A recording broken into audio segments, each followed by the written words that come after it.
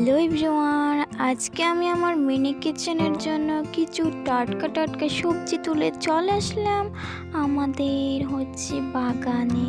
তো এখানে আমি কিছু টাটকা সবজি তুলে নিচ্ছি। একটা ছোট্ট মিনি ফুলকপি তুলে নিলাম। তো আমি তারপর একটা বড় শালগম তুলে নিল মা রান্না করার জন্য। তা আমি নিয়ে নিই, কারণ ওটা অনেক বেশি বড় ছিল। আর কিছু মিনি আলু নিয়ে নিলাম একদম গাছ থেকে তুলে। দেখতেই পাচ্ছেন খুব সুন্দর আজকে আমার মিনি কিচেনের জন্য টাটকা টাটকা সবজি নিতে আসলাম। তো ভিডিওটি দেখতে থাকুন, ভালো লাগলে লাইক কমেন্ট শেয়ার এবং সাবস্ক্রাইব করতে ভুলবেন না। ধন্যবাদ।